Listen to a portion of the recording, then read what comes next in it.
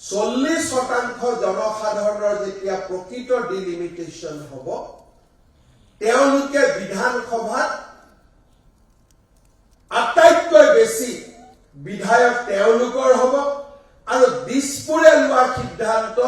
ডিব্ৰুগড় তিনচুকীয়াটো প্ৰতিনিধিত্ব কৰিব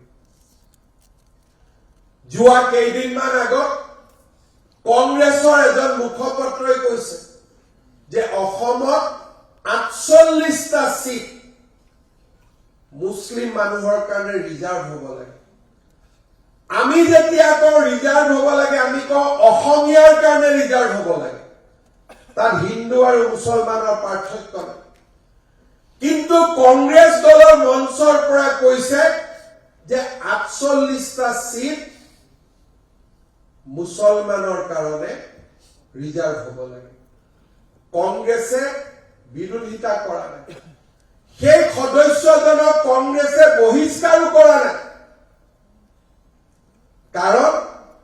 কংগ্ৰেছৰ আজি সমগ্ৰ ইকোসিস্টেমটো সেইসকল লোকৰ ওপৰত নিৰ্ভৰশীল তেখেতসকলে জানে যে এইসকল লোক আমাক ভোট দিব কিন্তু তেওঁলোকেও বুজি পোৱা নাই যে যিদিনাখনে অসমত 50% তেওঁলোকে ক্ৰছ কৰিব সিদিনাখন কংগ্ৰেছকো তেওঁলোকৰ প্ৰয়োজন নহব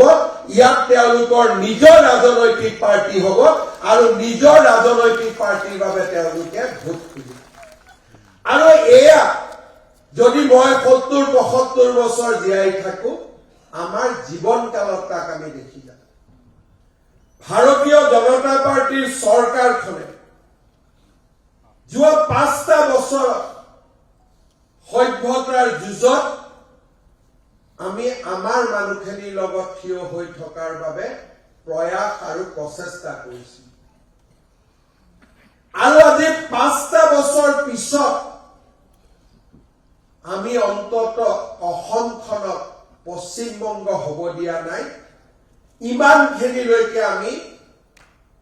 কৰবাত নহয় কৰবাত সফলতা পাব পাৰিছো নিৰ্ণায়ক বিজয় সম্ভৱ হ'ব নহ'ব মই নাজানো কিন্তু প্ৰথমবাৰৰ বাবে অসম আন্দোলনৰ আৰু আমাৰ মানুহবিলাকে যি কাম জীৱনকালত চাই যাব বিচাৰিছিল তাক আমি কৰবাত নহয় কৰবাত অকণমান আমি আৰম্ভণি কৰিব পাৰিছো প্ৰথমবাৰৰ বাবে আমি কৰা পুছবেকৰ বাবে কৰবাত নহয় কৰবাত এটা বাৰ্তা গৈছে যে অসমখন আজি আগৰ দৰে সেফ নহয় This cannot be a safe corridor. আজি ভাৰতীয় জনতা পাৰ্টিৰ চৰকাৰখনে সাহস কৰিছে কোট ৰিএকশন হৈছে কোট একশন হৈছে তাৰ কাৰণে আমি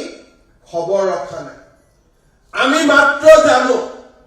যে আমি বাংলাদেশলৈকে খবৰ পঠিয়াব লাগে যে আপোনালোকক অসমত স্বাগতম জনোৱা আৰু নহয় সেই দিন পাৰ হ'ব আজি আমি ভাৰতীয় জনতা পাৰ্টিৰ চৰকাৰখনে আজি আমি এক নিৰ্ণায়ক যুদ্ধ আমি লিপ্ত হৈছো কাৰণ এই যুদ্ধখন আমাৰ অপচন নহয় এই যুদ্ধখন আমাৰ কম্পালসন হয় আমি থাকিম নহলে তেওঁলোক থাকিব অসমীয়া কিমান আঁতৰি আহিব ধুবুৰীৰ পৰা আঁতৰি আহিল বৰপেটাৰ পৰা আঁতৰি আহিল বঙাইগাঁৱৰ পৰা আঁতৰি আহিল ঢিঙৰ পৰা আঁতৰি আহিল ৰূপহীৰ পৰা আঁতৰি আহিল দহগাঁৱৰ পৰা আঁতৰি আহিলে তেজপুৰৰ পৰা আঁতৰি